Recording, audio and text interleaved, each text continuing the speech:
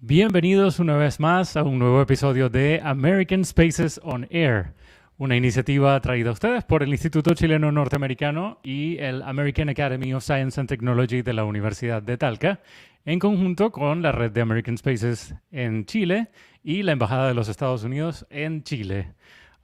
Hoy, como siempre, tenemos con nosotros a un invitado muy especial.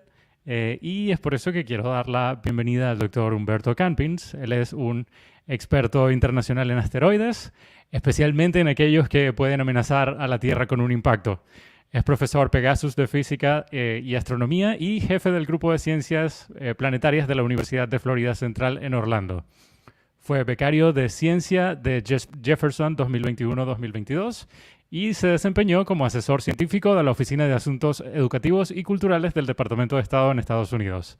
Además, es miembro de la misión de retorno de muestras de asteroides OSIRIS-REx de la NASA, que está de regreso a la Tierra y que llegará en 2023. Y también trabaja en proyectos de la Agencia Espacial Europea, incluidas las misiones Gaia y Hera.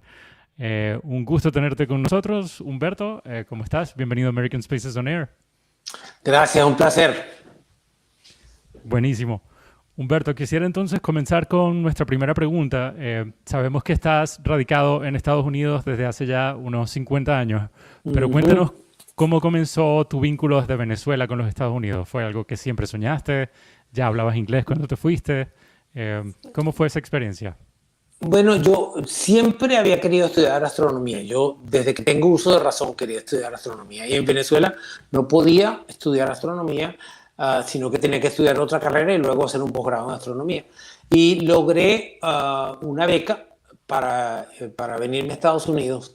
Y antes de venirme, cuando me gradué de bachiller, a muchos de mis compañeros les regalaban viajes a Europa, un carro, y a mí, mi padre me regaló un curso de inglés intensivo en el Centro Venezolano Americano de Caracas, que me acuerdo que era el de la Universidad de Michigan en Ann Arbor, y ese fue el que tomé durante, ¿cuántos fueron? Como 12 semanas, ¿no? Y yo decía, conchale, mis amigos todos tienen viajes a Europa, carros, y yo tengo esto, qué broma, ¿no? Pero rápidamente me di cuenta que no solamente mi padre lo hacía por mi bien, sino lo útil que fue hablar por lo menos un poco de inglés para cuando llegué a la Universidad de Kansas unos meses más tarde. Y por eso me vine a Estados Unidos y yo pensaba venirme nada más que por 4 años y licenciarme y regresarme. Pero mucho ha cambiado. La situación en Venezuela deterioró y aquí se me ofrecieron cada vez más oportunidades. Me quedé a hacer el doctorado. Después me quedé trabajando. Y bueno, este año, dentro de un mes, cumplo 50 años en este país. Así que soy más gringo que otra cosa.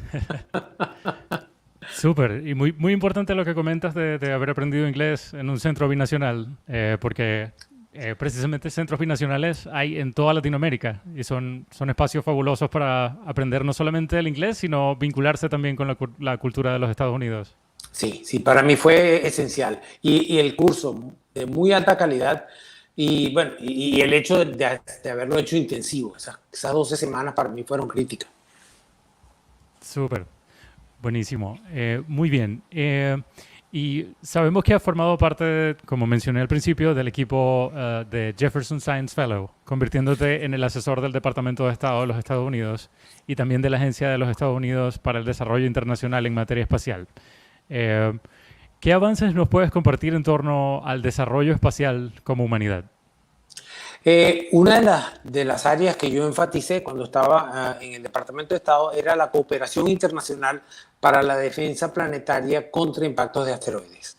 Y logré que el Departamento de Estado fuera el anfitrión de un evento que fue Asteroid Day en el 2022, hace un año, casi exactamente hace un año, el 30 de junio.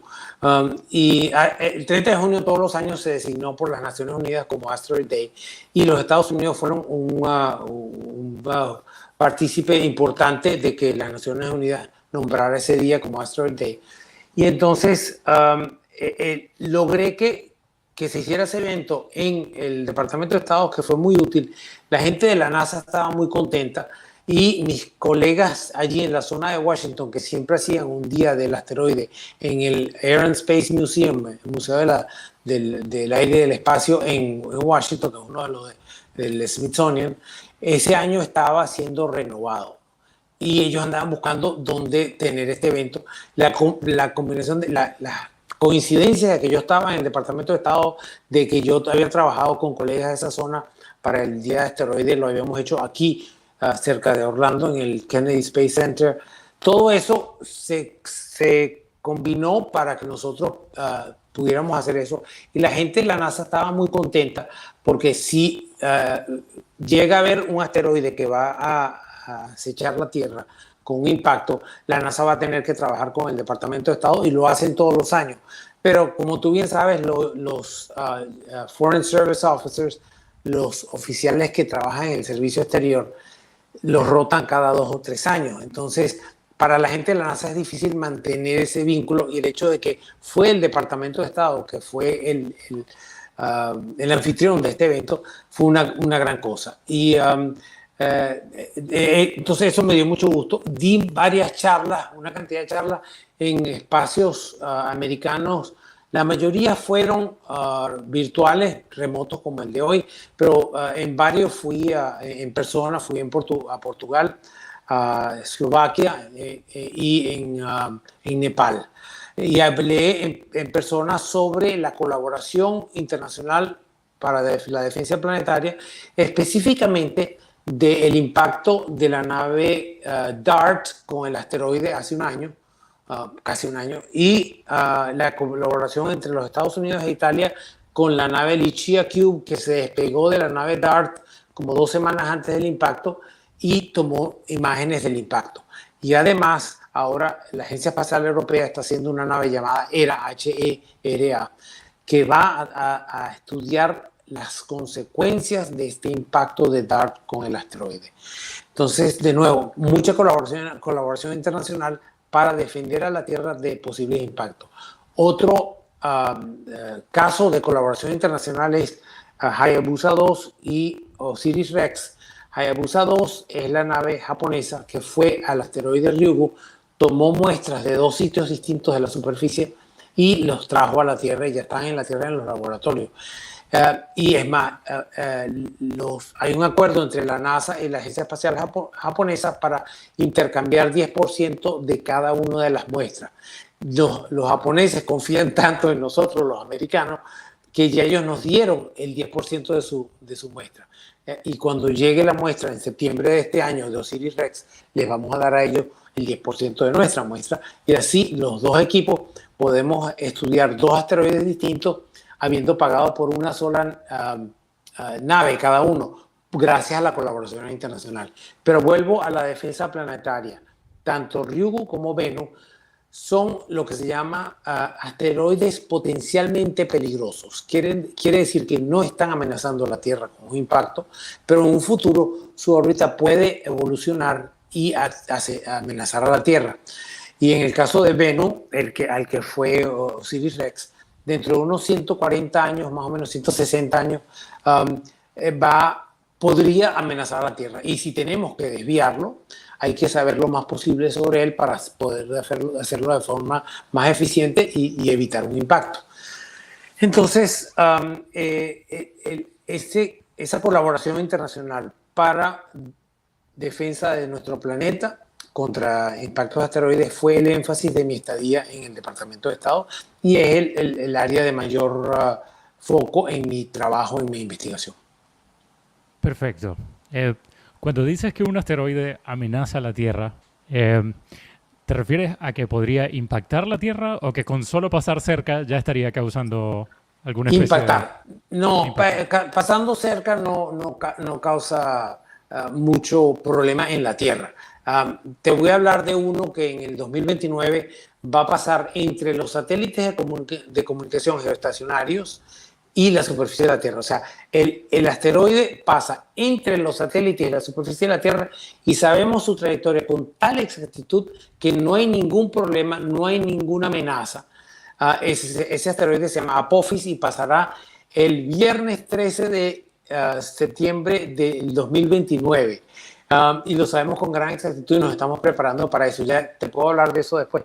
Pero el principal problema sería un impacto. Ahora, aclaro lo siguiente. Como individuos, ni tú ni yo, Mario, ni nadie en nuestra audiencia tiene que preocuparse por un impacto de un asteroide, porque las probabilidades de que pase cuando estemos vivos son tan bajas que es algo de lo cual no nos tenemos que preocupar. Pero como civilización sí. ¿Por qué? Porque impactos como el que mató a los dinosaurios han ocurrido y volverán a ocurrir a menos que nosotros lo evitemos. Entonces, si queremos sobrevivir como civilización sobre este planeta, tenemos que evitar impactos futuros. Y ese es el trabajo de defensa planetaria y tenemos la suerte de que hay mucha colaboración internacional, hay mucha sinergia, entre las áreas donde un país tiene más que aportar que otro, se van combinando, se van haciendo estas naves, se van haciendo planificaciones para defender la Tierra de distintas maneras, y todo eso nos da una gran tranquilidad. Entonces, como individuo no hay que preocuparse, como civilización sí, y es por eso que tanto la NASA como la Agencia Espacial Europea, como la Agencia Espacial Japonesa, etcétera, etcétera, etcétera, se están dedicando a evitar este tipo de impactos. Claro, quizás ni en tu vida ni en la mía vamos a correr el riesgo de un impacto de un asteroide, pero sí es bueno comenzar entonces a preparar a las próximas generaciones para que estén listas para eso. Exacto, y hay una película reciente que se llama Don't Look Up, en donde sale la Oficina de Defensa Planetaria de la NASA, que sí existe, ¿no? Y la película la mostró muy Hollywood, aunque la película está bien hecha, pero muy, muy Hollywood.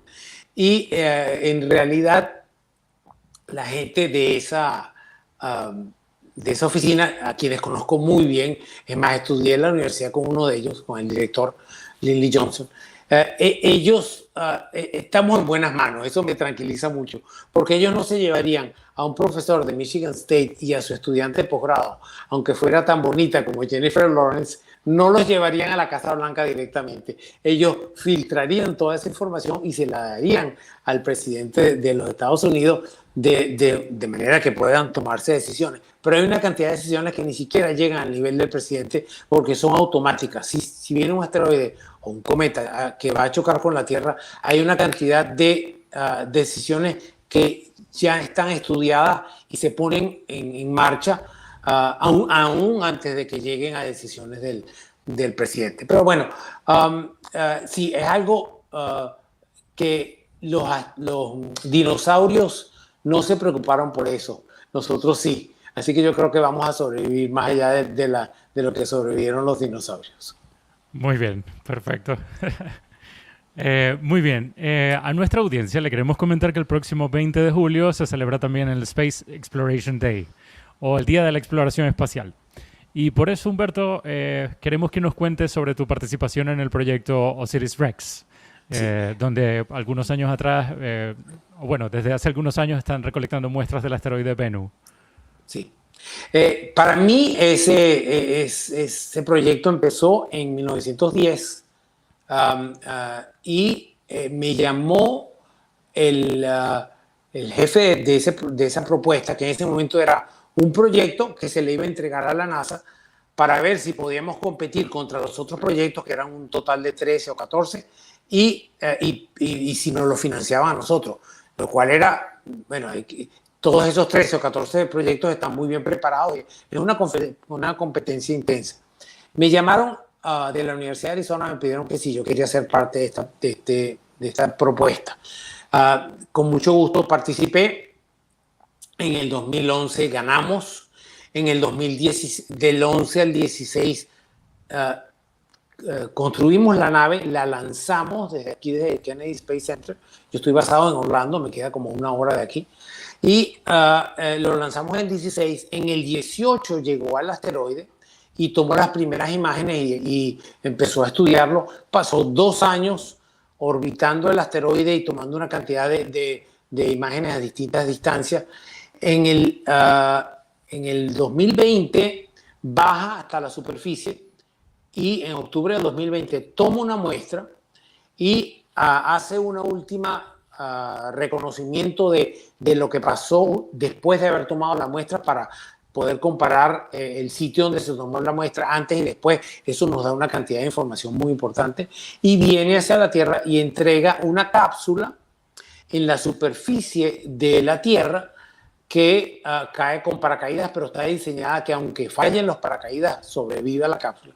Y en esa cápsula viene la muestra del asteroide Bennu, de la cual le vamos a dar 10% a la Agencia Espacial Japonesa para que ellos estudien el mismo tipo de superficie del asteroide Bennu que nosotros tenemos el privilegio de estudiar la superficie del asteroide Ryugu, que nos dieron ellos muestras. Total, que ha sido una cantidad de unos años extraordinarios para mí, el hecho de ser parte de ese equipo, de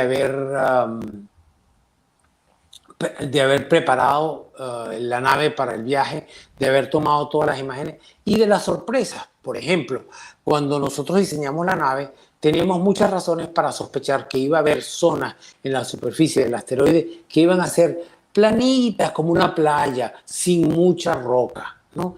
Y cuando llegamos allá nos conseguimos una cuestión que parece, parecía un campo volcánico con rocas por todas partes, sin ninguna zona plana. Bueno, fue bien difícil y ya la nave estaba ya en el asteroide. Tuvimos que, no yo, sino el equipo de navegación, reprogramar la nave para que cuando bajara a la superficie pudiera identificar ciertas rocas y evitarlas, hacer correcciones a medida que iba bajando para que cuando tocara la superficie no chocara con ninguna roca y pudiera tomar la muestra. Y lo cual yo me quito el sombrero porque la gente del equipo de navegación hizo un trabajo extraordinario y lo logramos. Pero fue una sorpresa y eso es lo que pasa cuando uno hace exploración a un sitio donde nunca la humanidad ha ido. Es parte de eso, de esa frontera, ese misterio de lo nuevo, eso que nos motiva a los seres humanos a hacer exploración como fue la llegada a la Luna hace 60 años, ¿no? Y como hace 3 días fue el lanzamiento de la nave Euclid de la Agencia Espacial Europea, que la lanzó un cohete de SpaceX y fue lanzada desde aquí. Por lo tanto, mis colegas europeos vinieron y me invitaron y fui con ellos al lanzamiento, y es otro ejemplo de que el ser humano tiene esta sed de exploración, tanto robótica como humana, y ahora pensamos volver a la Luna, volver a Marte en un futuro, ir a los asteroides, que lo más seguro es que lo hagamos, especialmente camino a la superficie de Marte. Perdón, un segundito.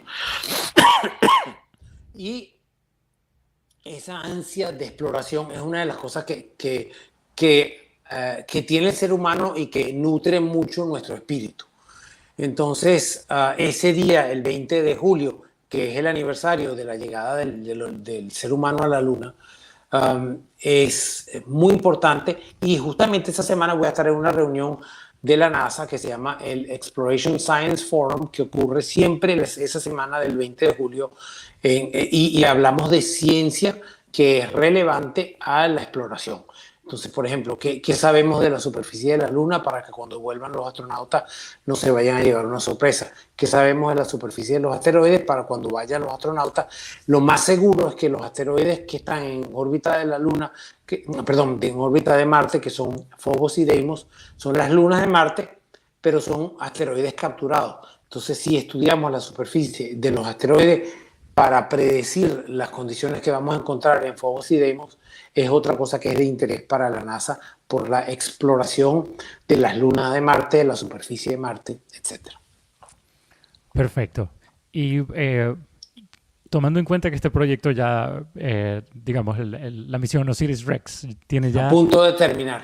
A punto de terminar, tiene ya 13 años en curso. ¿Qué esperas conseguir en esta muestra que viene del asteroide? Estamos muy entusiasmados porque lo que han conseguido los japoneses ha sido extraordinario.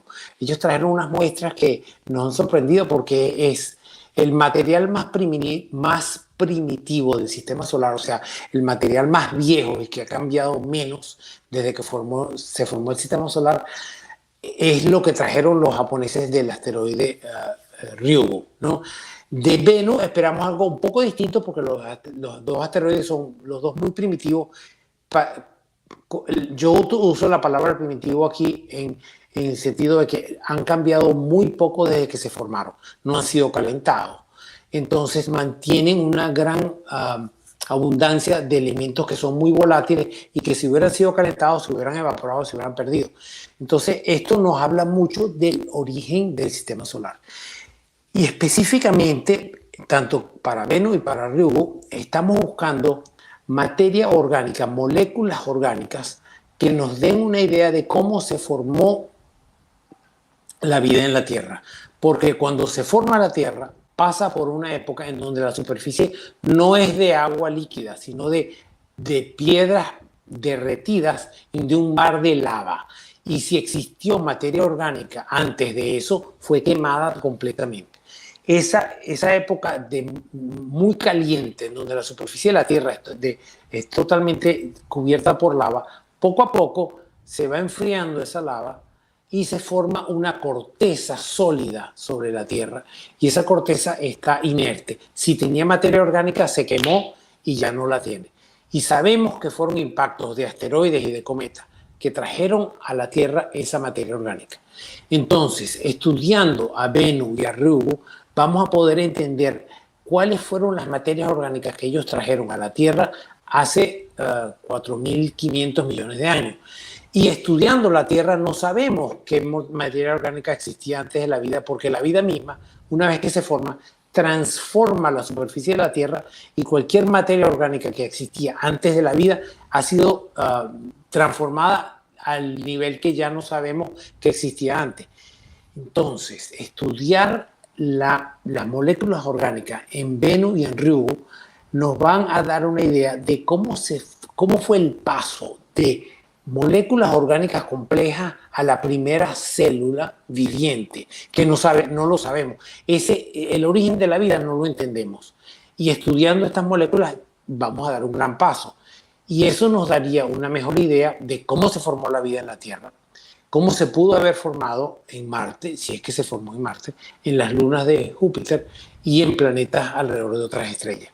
O sea que es en cuestión de astrobiología, de entender cuál fue el origen de la vida en la Tierra y dónde más puede haber vida en nuestro sistema solar y en planetas alrededor de otras estrellas, es un gran paso para nosotros.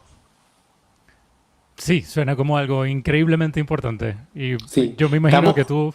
Sí. Estamos locos por ver esas muestras. Yo no soy experto en análisis de muestras, pero tuve el privilegio de jugar un papel en recogerlas y traerlas a la Tierra. Entonces estoy muy interesado en ver los resultados. Claro, sí, como cuando estamos esperando por un delivery muy importante. Sí, una pizza. Sí. Pero la pizza es más importante. Muy bien. Sí. Perfecto. Veamos, dentro de tu destacada trayectoria profesional, nos gustaría profundizar en el trabajo con la Asamblea General de las Naciones Unidas. ¿Qué rol desempeñaste allí? Para mí fue una época de muchísimo aprendizaje y un gran privilegio. Yo era estudiante de doctorado en la Universidad de Arizona y el gobierno de Venezuela tenía delegados a una comisión que se llama la Comisión para el Uso Pacífico del Espacio Ultraterrestre de la Asamblea General de las Naciones Unidas. Y necesitaban a alguien que los asesorara en esta materia y yo era la persona en ese momento con mayor conocimiento de ese tema en Venezuela. Entonces me pidieron de la Cancillería de Venezuela que si podía ir 2 o 3 semanas al año a las Naciones Unidas en Nueva York a asesorarlos. Entonces estuve allí. Para mí, bueno, yo tenía 25 años y sí sabía un poquito de mi campo, pero no sabía nada de diplomacia. Entonces ellos me medio entrenaron en la parte diplomática y me senté, me acuerdo, junto, en ese momento, la delegación de Venezuela estaba sentada junto a la delegación de los Estados Unidos que tenía gente de la NASA. Y resulta que conocíamos gente en común y tal, y nos hicimos amigos. Y en ese momento los Estados Unidos y Venezuela eran amigos. Entonces, para mí fue extraordinario. Y el hecho de cuando yo les pedí permiso a la Universidad de Arizona para poderme ir 2 o 3 semanas a Nueva York en medio de mi doctorado, me lo dieron y quedé... todos mis profesores estaban esperando que yo regresara para que yo les contara cómo había sido mi estadía en Naciones Unidas. Porque claro, ellos eran expertos en mi área, pero no tenían, nunca habían tenido experiencia con alguien siendo delegado en Naciones Unidas. Hice amigos de los cuales sigo siendo amigo. Perdón, me olvidó del apellido de Mark Kiefer. Mark Kiefer era delegado de los Estados Unidos antes de esa comisión. Él trabajaba en la NASA en ese momento. Nos hicimos amigos y luego, años después, nos dimos cuenta que los dos nos habíamos graduado de la Universidad de Kansas con licenciatura más o menos al mismo tiempo. O sea que habíamos sido estudiantes de la Universidad de Kansas y no nos habíamos enterado sino hasta años después. Y nos hicimos amigos allí, en Naciones Unidas, cuando yo representaba a Venezuela y él representaba a los Estados Unidos. Y hasta cierto punto, por eso para mí, haber sido escogido como Jefferson Science Fellow y haber trabajado en el Departamento de Estado, es como una simetría que pues, ni me la imaginaba que iba a ser posible, que yo hubiera podido representar a Venezuela en materia de ciencia y diplomacia, y luego asesorar al Departamento de Estado en materia de ciencia y diplomacia 50 años más tarde o 40 años más tarde, extraordinario. Sí, sin duda, suena como las mejores oportunidades de networking y de crecimiento profesional que pudiste haber tenido. Son sueños que ni tuve, porque no es que se me hizo realidad el sueño, es que yo ni los tenía. Genial.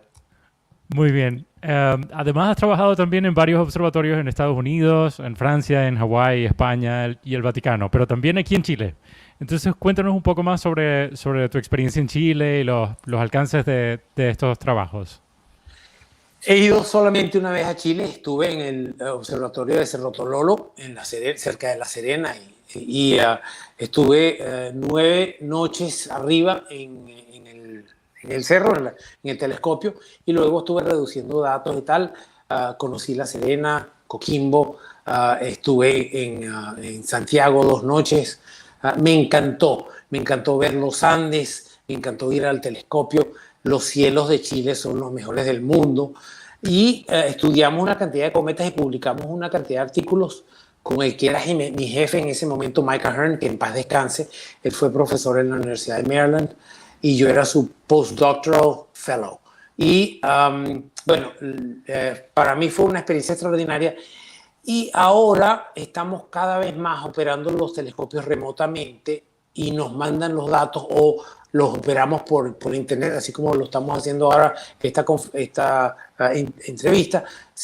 Yo hablo con el operador del telescopio y me hace las observaciones, me manda los datos. O sea que ya hay cada vez menos necesidad de viaje en persona, lo cual es bueno y malo, porque uno viaja menos y tiene más tiempo de trabajar en su oficina, pero me encantaría volver a Chile y lo más seguro es que vuelva ya por razones personales para disfrutar de ese país tan maravilloso que ha dado tanto, ¿no?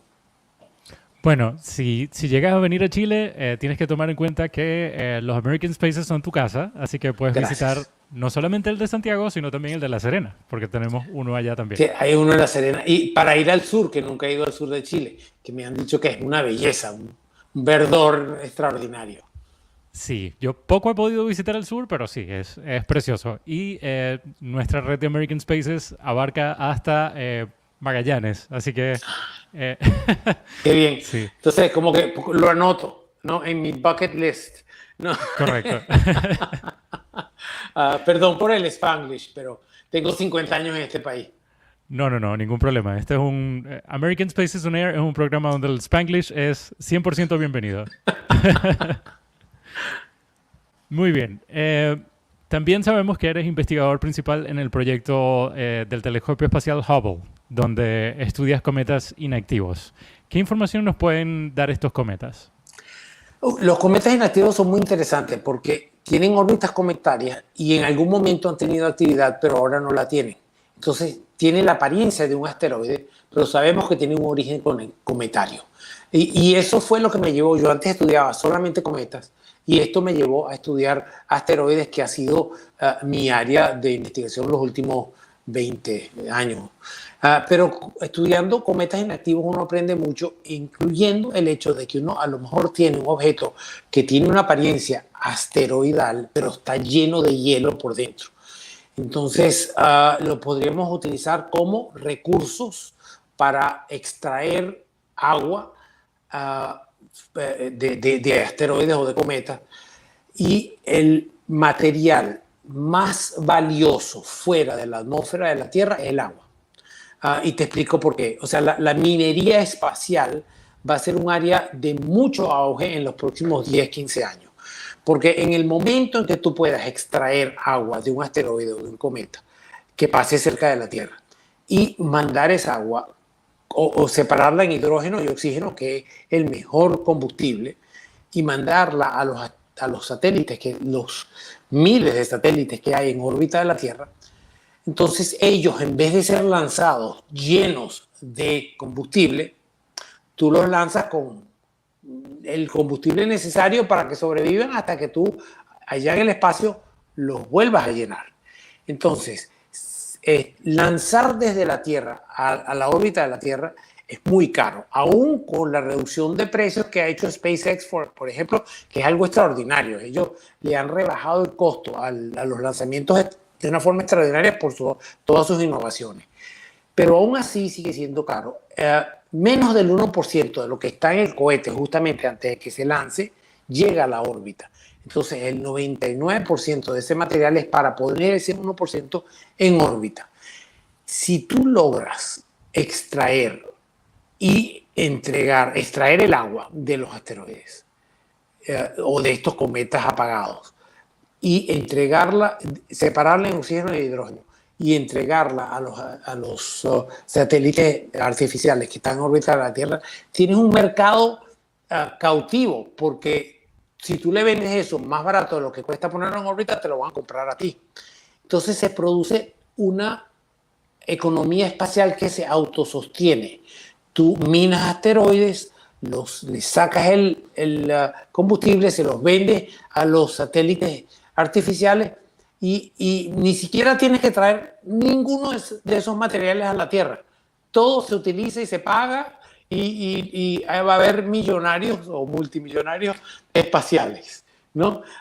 Y eso para mí es muy interesante, porque ¿qué pasa? Que en el momento que se empiecen a mandar más misiones, no, que ya está sucediendo, a asteroides, para ver si son una buena inversión como un sitio en donde extraer material, y de eso los chilenos saben mucho, porque la minería en Chile está muy, muy desarrollada. ¿Qué pasa? Que van a haber una cantidad de misiones pequeñas, lo más seguro, que vamos a ir a este asteroide a ver si tiene suficiente agua extraíble para nosotros mandar un aparato más grande que extraiga el material, lo procese y mande el agua hacia una órbita cercana a la Tierra. Entonces, todo eso, toda esa exploración nos va a dar a los científicos mucho más información sobre muchos más asteroides, porque cada vez va a haber más datos, porque hay un interés económico. Entonces, la combinación de un interés económico con el interés científico que tenemos nosotros, encantado. Y además, a la larga, yo lo veo como una forma de minimizar el impacto ambiental que tiene la extracción de ciertos materiales de la Tierra. Si lo podemos hacer en los asteroides y mandar un poquitico de eso a la Tierra para hacer las baterías de litio, por los teléfonos celulares, lo que sea, ¿no? La extracción de materiales que pueden tener un impacto ambiental en la Tierra, si se pueden hacer en el espacio, pues mejor, porque ya no están contaminando nada que nos vaya a afectar. Correcto. Y eso responde en parte un poco la pregunta secundaria que tenía respecto a esto, que era si podíamos conseguir, o sea, si el agua era lo único que podíamos extraer de un asteroide. Sí, el agua es lo más caro, lo que más demanda tiene y lo que va a permitir que la extracción de otros materiales sea económicamente interesante. ¿no? Porque si fuéramos a extraer los otros materiales, la inversión inicial sería tan cara que eso tardaría más tiempo. Pero como el agua es relativamente fácil y hay tanta demanda, eso va a aumentar la extracción de otros materiales que también son muy interesantes. Y te voy a dar otro ejemplo de por qué esa economía espacial va a ser tan importante. Ponle tú que llegue un momento en que extraigamos materia prima que se utilice para una impresora 3D grande, que sea una nave espacial que tú por un lado le pongas la materia prima del asteroide y por otro lado vas imprimiendo tu estructura. Muchos de los satélites que ahorita se ponen en un tubo relativamente pequeño y que se lanzan desde la Tierra, se podrían imprimir en el espacio, en donde no tienen que nunca estar sobre la superficie de la Tierra, no tienen nunca que sentir lo que es la gravedad de la superficie de la Tierra, sino que están en su ambiente en donde ellos van a operar. Entonces tú puedes empezar a imprimir estructuras, por ejemplo, para un colector solar, un gran satélite que recolecta la luz solar y se lo manda a otro satélite o hasta baja a la superficie de la Tierra esa energía solar de alguna manera. Lo más seguro es que sea con microondas y se manda a la superficie de la Tierra. Entonces tenemos energía barata y muy eficiente, en donde no nos tenemos que preocupar por nubes, que yo sé que en el norte de Chile no se tienen que preocupar por eso, pero en sitios como Orlando sí. Pero bueno, el hecho es que nos manda todo esto. Y esos satélites de recolección de energía solar se podrían imprimir con impresoras 3D que sean abastecidas por material de la superficie de un asteroide. Entonces, otro ejemplo, el James Webb Space Telescope, esa maravilla que mandó la NASA. Tal vez no hubiera sido tan caro, porque en vez de construirlo aquí en la Tierra y tener que doblar un panel o un grupo de paneles y doblar otro grupo de paneles y meterlo en un tubo para un cohete para lanzarlo, se imprime el 90% en el espacio o el 99% del espacio y la parte electrónica, etcétera, etcétera, se mantiene en un cohete mucho más pequeño, mucho más barato y tenemos satélites que serían impresos en el espacio. Entonces, el potencial es extraordinario. Sí, aparte de eso, supongo que también sería posible entonces crear no solo satélites, sino todas estas herramientas necesarias allá en el espacio, superando las capacidades de lo que se puede enviar en un cohete. Exactamente. Y ponle tú que haya una operación en el espacio y se den cuenta de que necesitan un instrumento que no lo tienen, en vez de mandarlo a construir en la Tierra y que se los manden en el próximo cohete, o si están en un asteroide extrayendo materia prima y necesitan un instrumento, lo imprimen y no hay que esperar a que venga de la Tierra. Que podría tomar meses, años. Sí, exacto. Y ya, por cierto, ya hay impresoras en la Estación Espacial Internacional para eso. De manera que si de repente necesitan un instrumento o que se les rompió o que no pensaron en que lo iban a necesitar, allá tienen su impresora. Perfecto. Buenísimo. Muy bien. Humberto, aparte de esto, también queremos destacar que has recibido varios premios por tu labor internacional en astronomía. Y queremos también relevar que has sido seleccionado también por la University of Central Florida de los Estados Unidos como Pegasus Professor of Physics and Astronomy, por tu excelencia académica en torno a la enseñanza. ¿Cuáles son tus proyecciones para los próximos años en cuanto a la academia y la divulgación científica? Tengo unos proyectos, unas perspectivas muy buenas. Estoy colaborando con los europeos en la nave ERA, que es la que le va a hacer el estudio del asteroide Dimorphos, al cual le pegó la nave DART de la NASA, ¿no?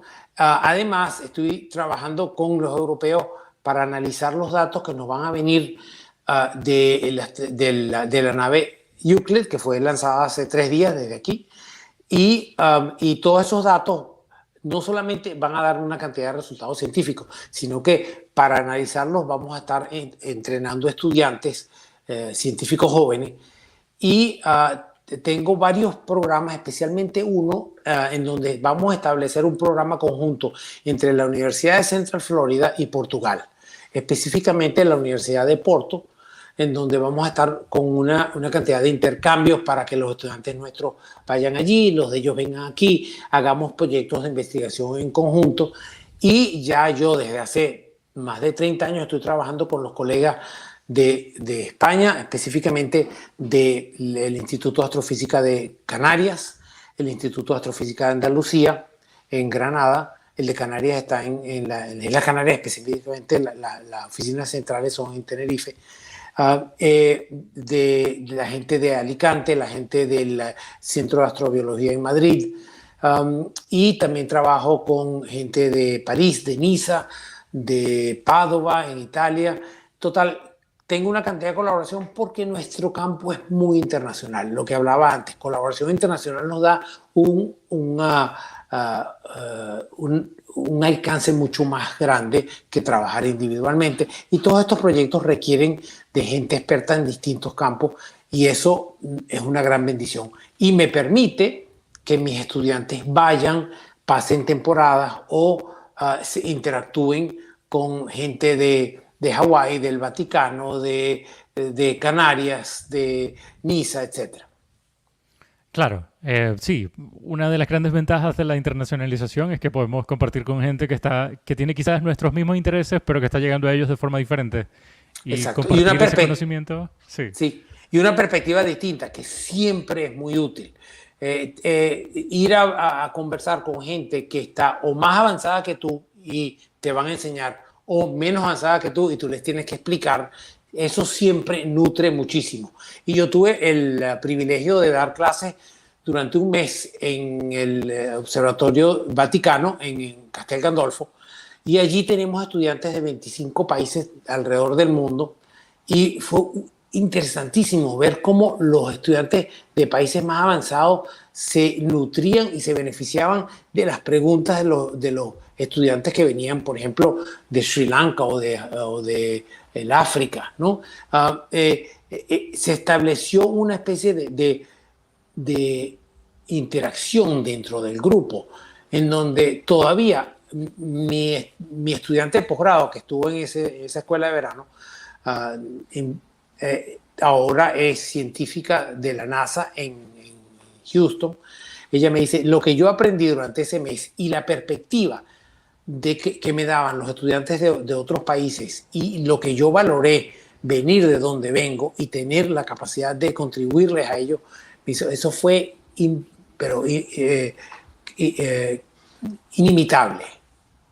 Claro, sí, es invaluable tener esas oportunidades de compartir con otras personas y bueno, como dicen por ahí, de enseñar también se aprende. Así que... De enseñar también se aprende. Y, por ejemplo, cuando estoy trabajando con los portugueses que no tienen mucha tradición de excelencia en astrofísica, pero al mismo tiempo esta gente o sea, se valen de lo que tienen para lograr cosas que yo me sorprende. ¿Y cómo hicieron eso? Bueno, nosotros tenemos este programita de computación y tenemos estos estudiantes y los pusimos a todos a trabajar en esto. Digo, yo nunca se me hubiera ocurrido esto. ¿Por qué? Porque estoy mal acostumbrado a tener tantos recursos que a veces no tengo que hacer como hacía MacGyver, ¿no? Sí. Perfecto. Muy bien, Humberto. Estamos ya llegando al final de nuestra entrevista y por ese motivo nos gustaría saber para nuestros jóvenes que nos están escuchando, ¿qué mensaje les dejarías para quienes tengan ese interés en el espacio y la astronomía? Bueno, primero que si les gusta este campo, que lo sigan.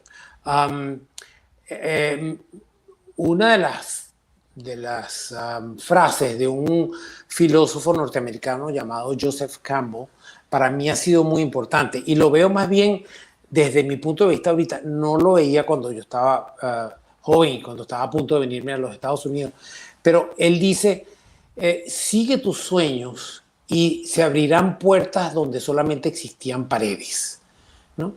Y eso para mí, eso describe mi carrera. He tenido una suerte extraordinaria. Ahora, no siempre todos tus sueños se te van a dar, pero el hecho de que tú los sigas, se te van a abrir puertas y vas a llegar a sitios que ni te imaginaban.